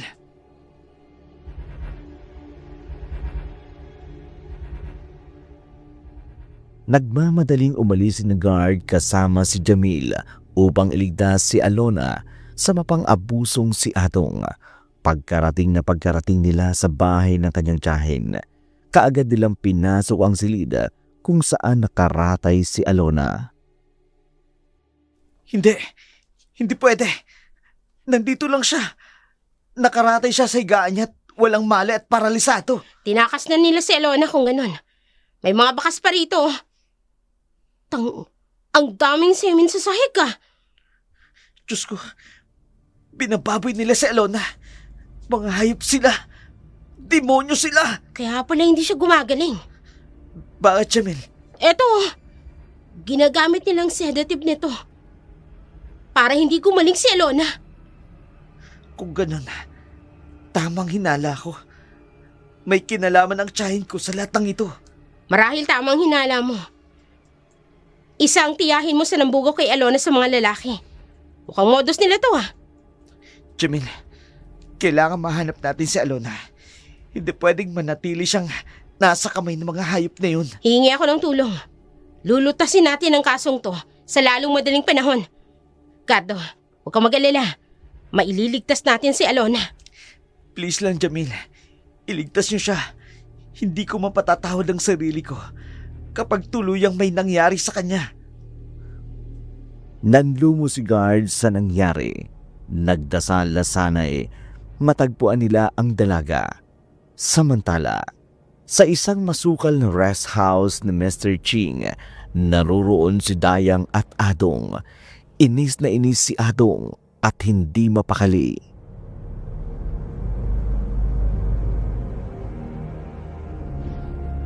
Kasalanan ito ng kupal mong pamangkin. Kung hindi mo sana siya pinatuloy sa bahay natin, wala sana tayong problema ngayon, Dayang. O ano nang gagawin natin ngayon? Ano pa? Di magtago. Dahil sigurado ako yung damuhon na yon, nagsumbong na yon sa pulis. At ngayon, pinaghahanap na tayo. May proteksyon naman tayo kay Mayor, hindi ba? Sa tingin mo ba, hahayaan ni Mayor na masangkot siya dito, ha? Mag-isip ka nga, Dayang. Ay kung gano'n, ano ang gagawin natin? Magtago nga ang kulit mo Ay anong gagawin natin kay Alona? Pagpipirahan. Kapag nakaipon tayo ng maraming pera at hindi na kinaya ng katawan ni Alona ang panggagahasa sa kanya, i-dispatcha na natin. Tapos lalayas na tayo sa lugar na to at magpapakalayo-layo na tayo. Ay di sige, yan na lang ang gawin natin.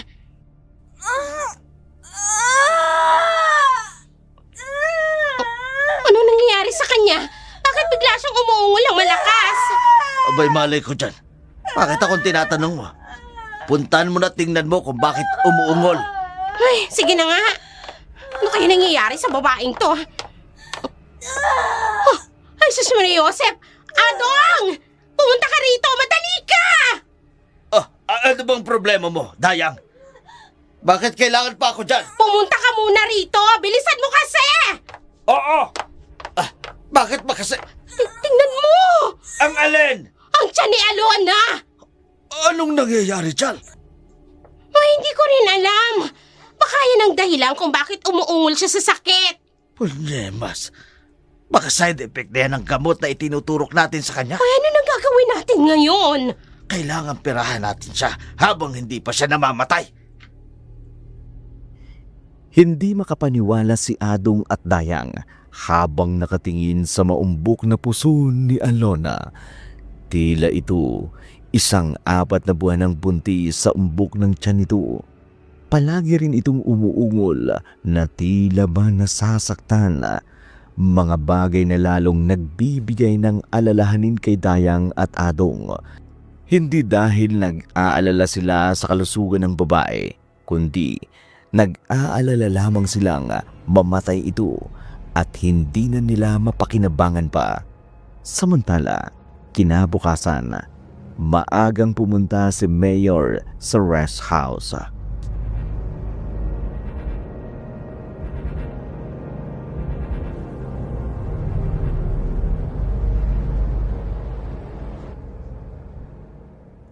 Anong nangyari kay Alona? Bakit lumaki ang tiyan niya? Hindi nga rin namin alam, Mayor. Nagtataka nga rin kami ni Adong. Di bali na. Wala naman akong pakialam. Kahit lumaki pa ang tiyan niya, maganda pa rin naman at nakababaliw si Alona. Hindi pa rin naman ako nagsasawang sipingan siya. Ay, naku. Ganun ba? Naku, maraming salamat naman, Mayor. Akala namin ni Adong madidismaya kayo sa kalagayan ni Alona ngayon. Hindi mangyayari yung Dayang. Ang ganda talaga ng babae na ito. Sige na, lumabas ka na. At mag-uumpisa na ako magseremonya sa kandungan ni Alona. Sige po, Mayor. Enjoy po kayo. Alona, kahit lumaki pa yung tiyan mo, hindi pa rin kita pakakawalan at pagsasawaan.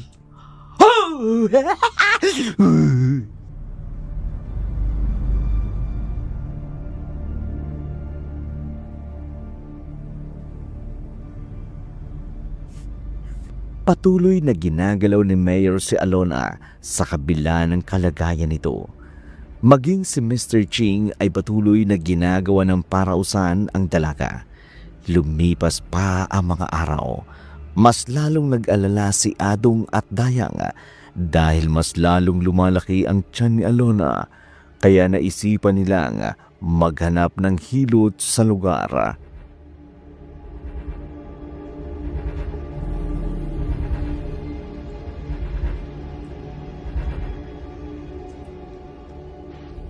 Mapagkakatiwalaan ba yung hilot na nakuha mo?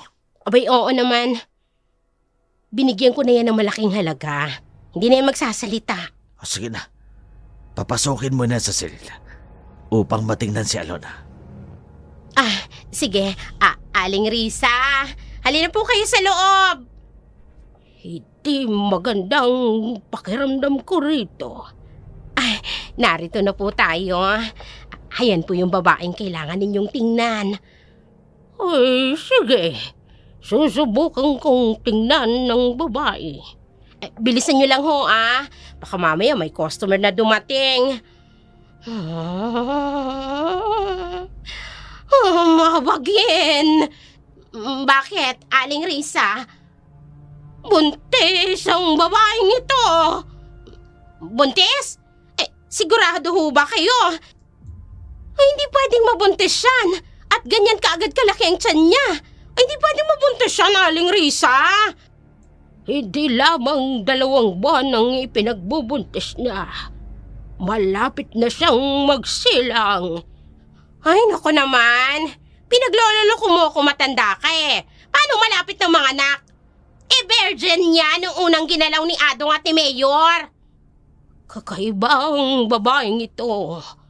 May kababalaghang nangyayari kung bakit mabilis ang kanyang pagbubuntis. Mag-iingat kayo. Ano man ang itinanim, yun din ang karmang aanihin. Hoy! Tumahimik ka na nga! Niloloko mo lang ako Sayang lang ang perang ibinayad ko sa'yo. Palpak ka naman pala, matanda ka. Sa kabilugan ng buwan, doon niya isisilang ang kanyang anak. Mag-iingat kayo. May kakaiba sa pagbubuntis niya. Ay, tumigil na nga kayo. Umalis ka na nga. Wala ka naman pala maitutulong Alis na! May kakaiba sa kanya.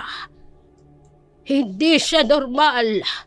Lalabas ang tunay niyang katauhan sa kabilugan ng buwan. Umalis ka na nga, sabi. O, ayan. Karagdagang pera. Itiko mo yung bibig mo. At wag na wag kang magsusumbong tungkol sa babaeng to. Maliwanag!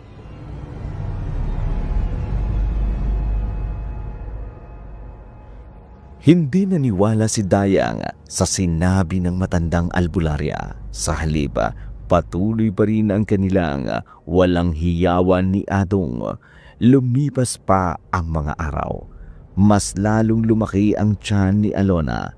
Para na itong puputok sa laki na parang anumang oras ay may lalabas sa tiyan nito ng kung ano.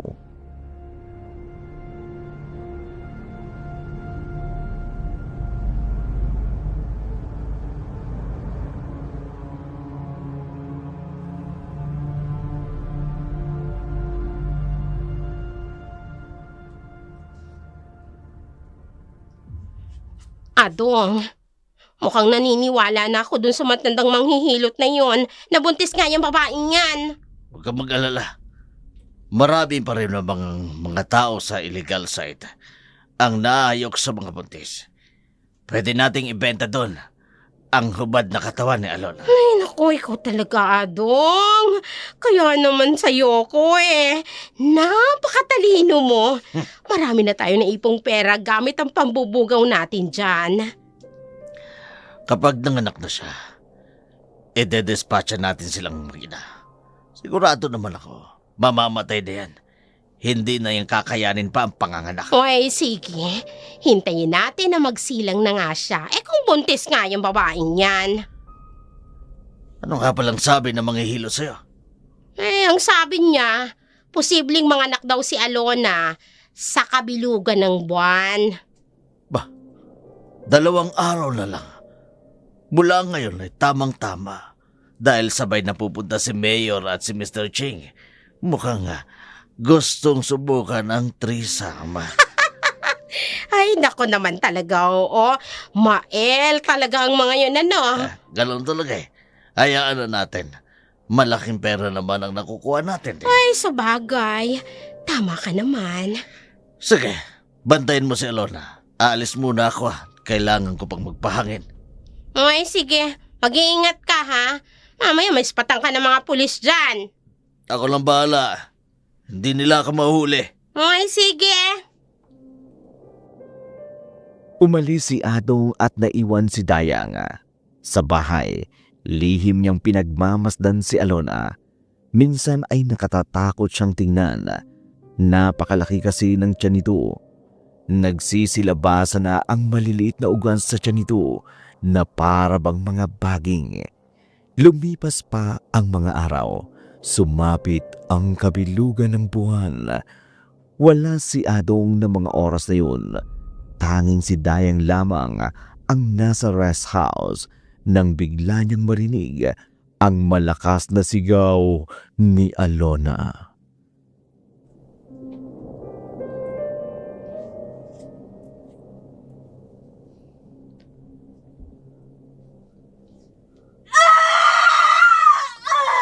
Ano nangyari? Bakit sumisigaw si Alona? Ay, teka nga. Pupuntahan ko siya. Walang yung babaeng to, oo. Ngayon pa talaga sumisigaw sa ganito? Kung kailan mag-isa ako? Oh, ay, Diyos ko! Maraming dugo ang nagkalat sa sahig! Ang tiyan ni Alona! Imbis na ngayon, hindi na malaki ang tiyan niya! Ay, teka, anong nangyari? Nanganak na ba siya? Ay, pero, nasaan ang sanggol?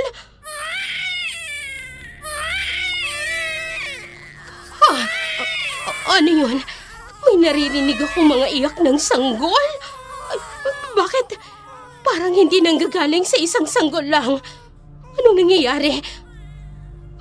Sa bandang yun, doon ko naririnig ang iyak. Ay, lalapitan ko. Si Alona, umuungol siya na parang nasasaktan. Oh, ay, patuloy pa rin sa pag-iyak ang mga sanggol. Narito na ako sa malapit. Dito nanggagaling ang iyak. Oh. Ay, Diyos mio! Bakit ganyan ang itsura nila? Nakatatakot! Huwag! Maawa ka sa akin! Huwag mo ko papatayin! Huwag!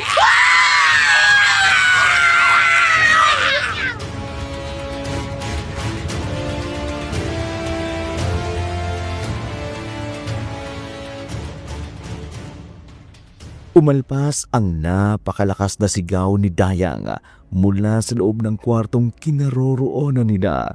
Samantala, sa presinto naman ang bayan, naroroon ang isang matanda. Nais daw nitong sabihin sa mga pulis ang kanyang nalalaman.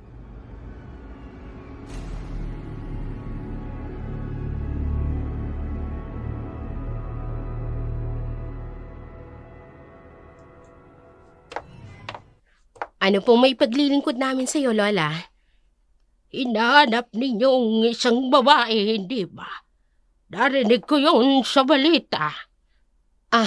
Opo. May hinahanap nga po kaming isang babae. Itong nasa missing poster na ito, hindi ba? Opo. May impormasyon po ba kayo tungkol sa kanya? Meron. Alam ko kung nasaan siya. Nasaan po siya, Lola? Sa kabilang bayan na sa San Miguel, sa bulubundukin ng baryo.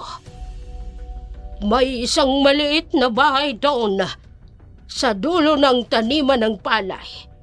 Doon ninyo matatagpuan ng babaeng hinahanap ninyo. Maraming salamat po sa impormasyon ninyo, Lola. Malaking tulong po ito sa amin.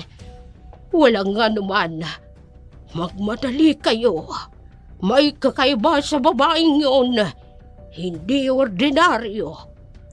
Ano pong ibig niyong sabihin? May lahi siyang aswang. Lahing ngayon pa lamang mapupukaw. Ito na ang araw na sumapit na siya sa kanyang tamang edad upang maging isang ganap na aswang. Aswang ho? Lola, wala na akong aswang ngayon. Maniwala ka sa akin. Nagsasabi ako ng totoo. Sige po, Lola. Pupuntahan namin yung lugar na tinutukoy ninyo.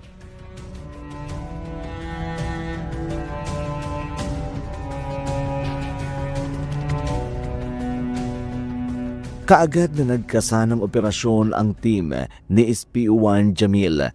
Tinawagan niya rin si guard upang ipaalam ang kanyang nalalaman.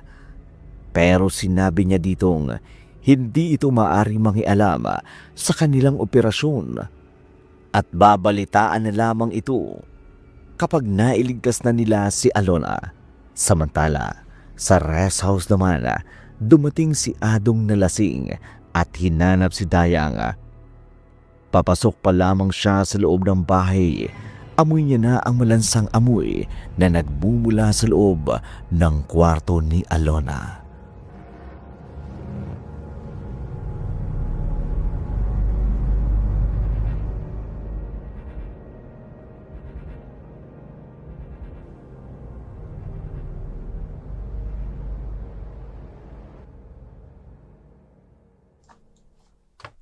Dayang! Dayang, nasan ka ba? Paparating na sila, Mayor. Linisin mo na si Alona at mapapalaban na naman ang babaeng yan. Bakit ba walang sumasagot?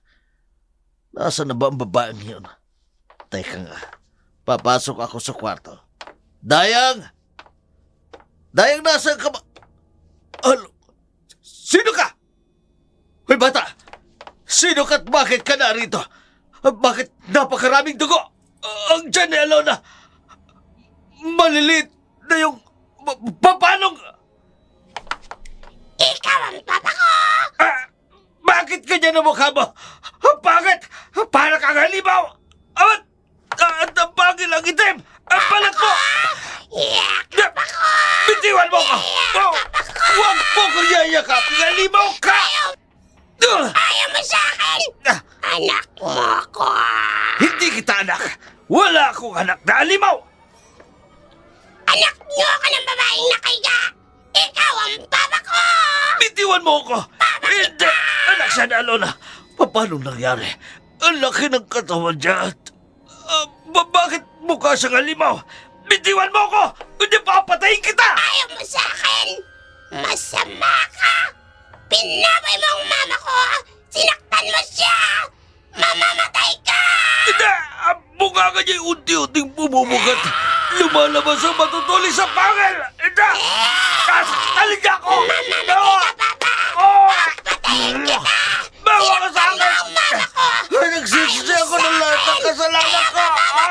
Huwag mo ko papatayin! Ang gagawin ko ang lahat na makakaya ko! Tawanan mo lang ako! Huwag mo ko papatayin ko sa mabuhay! Hindi! Mamamatay ka! Kakainin kita! Ay, sarap ng dugo mo, papa! Manamis-namis!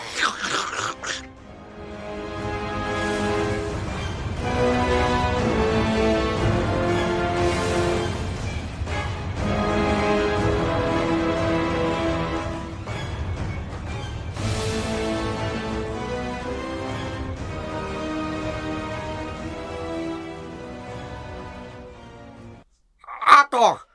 Halito na ako! Dalito ba si Mayor?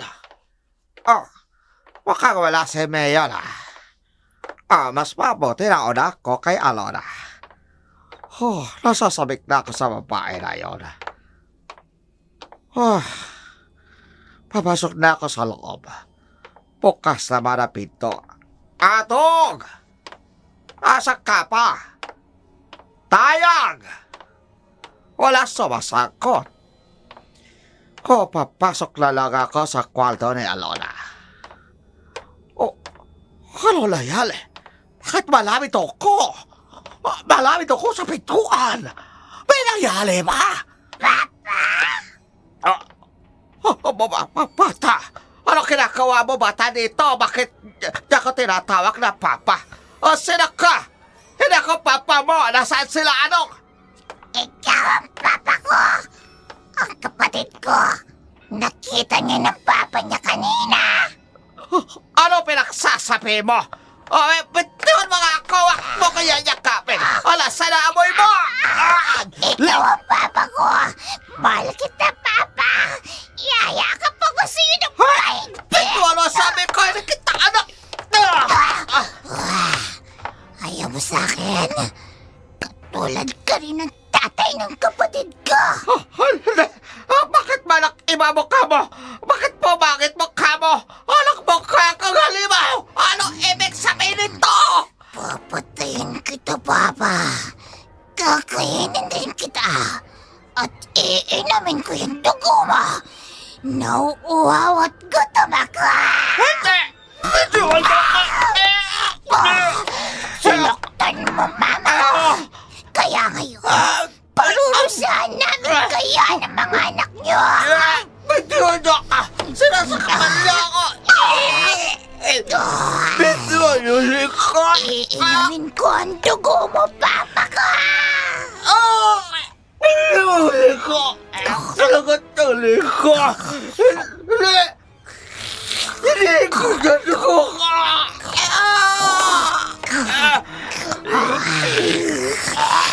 Sarap ng dugo mo, papa. Sarap. Magpapakabusag ako.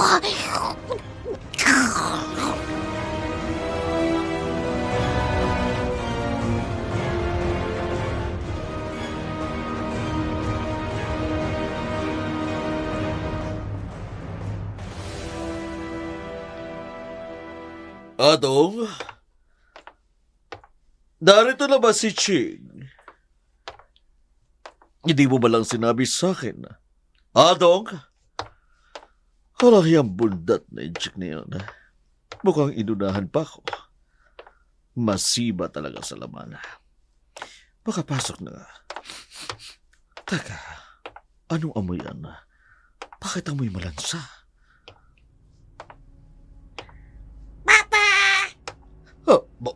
Bata? Paano nagkaroon ng bata rito? Sino ka? Nasaan sila, Adong? Ikaw ang papa ko, hindi ba? Hoy, visit ka. Hindi kita anak. At kahit kailan, wala akong ibang anak maliban sa anak namin ng asawa ko. Ayaw mo ba sa akin? Ano ba? Layuan mo ko!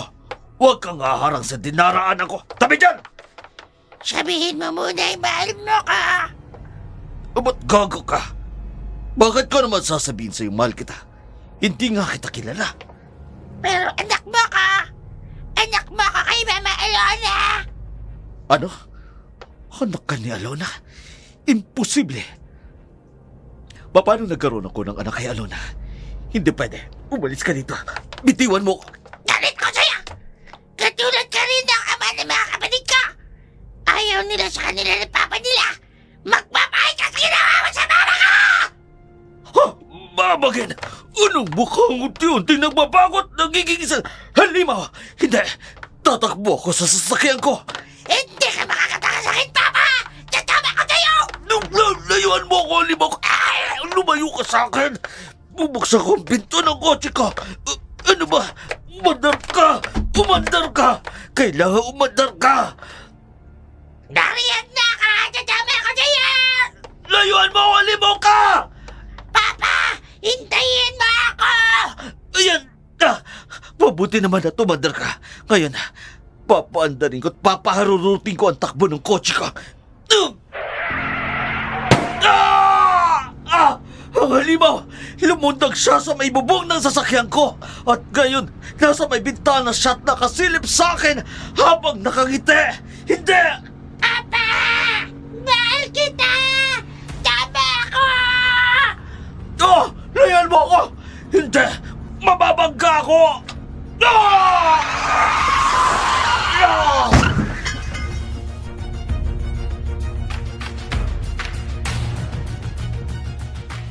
May tama.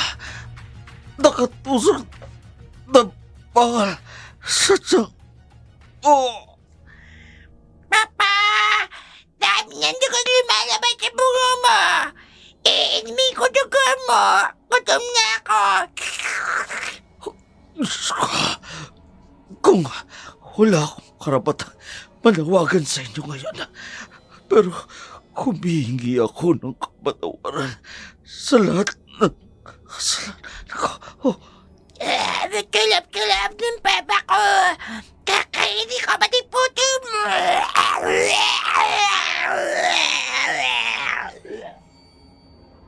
Bago pa man tuluyang makarating si Jamil, ang mga kasama nito sa rest house ay natagpuan nila si Mayor Villapuente. Wasak ang unang bahagi ng sasakyan nito. Patay na rin ang mayor na may nakatusok na bakal sa tiyan nito. Ngunit ang ipinagtataka ng mga pulis, bakit wakwak ang tiyan ni Mayor? Laslas din ang liig nito. Pagkarating nila sa rest house, doon nila natagpuan ang isang bangkay. Kinilala nila itong si Mr. Ching. At sa loob ng kabahayan, may narinig silang isang ungol. Kaagad nilang sinundan at nakita nila si Atong. Ngunit huli na dahil nalagutan na ito ng hininga. Sinabi ko naman sa'yo, Gado. Hindi ka na dapat na sumama. Gusto ko masiguradong ligtas si Alona. Tulong! May limaw! Si Chang yun na. Chang Dayang!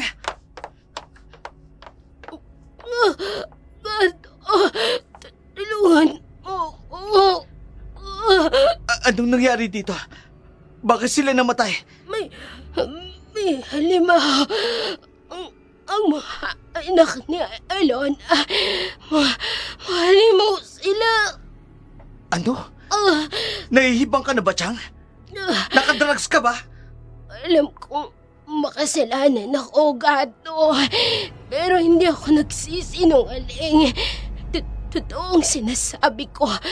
Ang panggagasa nila, Mayor, Mr. Ching at Adong ay nagbunga at naging halimaw ang mga ito na siyang pumatay sa kanila.